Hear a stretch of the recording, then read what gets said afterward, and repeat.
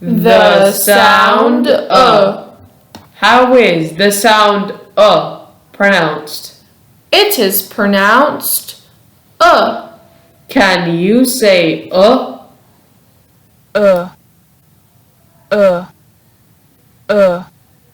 uh, uh,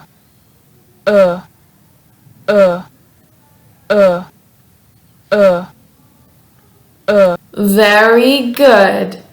The sound has two different spelling variants, U and OO. Now let's take a look at some examples of these different spellings. Ding, pudding, book, put, put.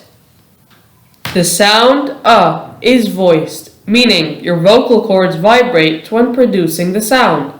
Your tongue is in the lower parts of your mouth when pronouncing the sound Arrow 1 points to the vocal cords, and arrow 2 points to the tongue.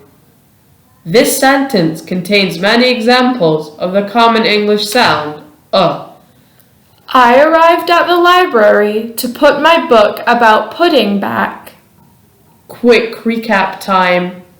The sound has two different spelling variants and appears in quite a few words. It is pronounced and is a very common sound in the English language.